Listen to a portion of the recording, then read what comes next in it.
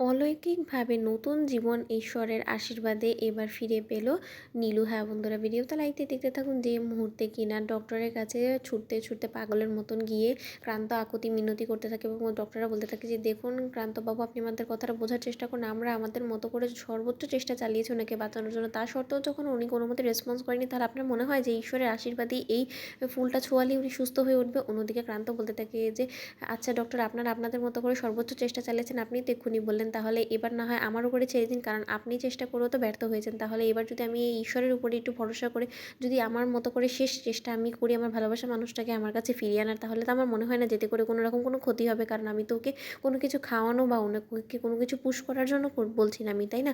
ঠিক সেই মুহূর্তে ডক্টর বলতে থাকে যে ঠিক আছে, আপনি আপনার মতো করে চেষ্টা করে দেখতে পারেন, আমার তাতে কোনো রকম কোনো আপত্তি নেই, কিন্তু আমার মনে হয় না যে কোনো মতেই লাভ হবে। ঠিক সেই মুহূর্তে ক্রান্তকে যখন ওর দলের সদস্যরা বলতে থাকে যে ক্রান্তদা, আমরা বুঝতে পারছি তোমার উপর তো অনেকটা ঝড় বয়ে যাচ্ছে, কিন্তু তার সত্ত্বেও বলবো যে তুমি এরকম পাগলামো করো না। ঠিক সেই মুহূর্তে ক্রান্ত যখন নীলাঞ্জনার কপালে সেই ঈশ্বরের আশীর্বাদে এই ফুলটা ছুঁয়ে দেয় এবং বলতে থাকে যে ঈশ্বর, তোমার উপরে ভরসা করে আমি আমার মতো করে শেষ চেষ্টাটা করলাম, তুমি আমার এই আশায় ব্যর্থ করে দিও না। ঠিক সেই মুহূর্তে যখন সেই ফুলটা ছোঁয়ানোর পর ক্রান্ত নীলাঞ্জনের হাত ধরে অঝরে কাঁদতে থাকে এবং বলতে থাকে যে তুমি এরকম করে আমাকে নিঃস্ব করে দিয়ে কিন্তু আমার কাছ থেকে তুমি কোনো মতে বিদায় নিতে পারো না। আমাদের তো এরকমটা কথা ছিল না নীলাঞ্জনা, আমাদের কথা ছিল আমরা একে অপরের হাত ধরে গোটা জীবন, আমাদের জীবনের শেষ নিঃশ্বাস পর্যন্ত আমরা একে অপরের সকল বিপদ আপদে ঢাল হয়ে দাঁড়াবো এবং সকল বিপদের মোকাবেলা আমরা করব, কিন্তু এর মাঝপথেই তুমি আমাকে ছেড়ে চলে যাবে, সেটা কি করে হতে পারে বলো তো? এরকমটা কি আদৌ আমাদের কথা ছিল? তাই তোমাকে যে করে হোক না কেন আমার কাছে অবশ্যই ফিরতে হবে। আমি তোমার কাছে হাত জোর করে অনুরোধ করছি, তোমার পায়ে বসে দোহাই লাগে, কিন্তু তুমি তাও আমার কাছে ফিরে আসো।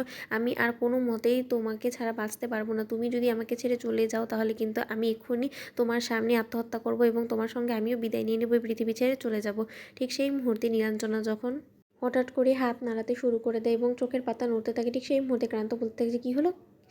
কেমন যেন মনে হলো যে নীলাঞ্জনা আমার কথায় সাড়া দিচ্ছে। ঠিক সেই মুহূর্তেই যখন মন্দিরা বলতে থাকে যে ক্রান্তি ভাই, সেরকম কোনো কিছু আমরা দেখিনি, অথচ তুমি বলছো যে এরকমটা হয়েছে, সেটা কী করে হতে পারে বলো তো?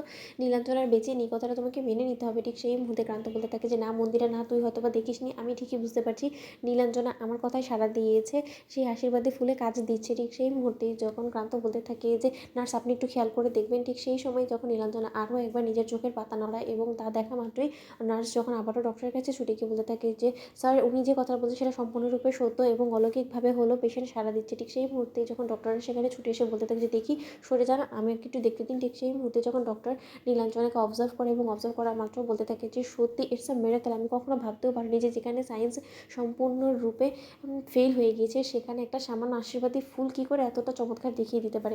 তো বন্ধুরা, ভিডিওটি ভালো লেগে থাকলে অবশ্যই লাইক শেয়ার করে সাবস্ক্রাইব করতে ভুলো না।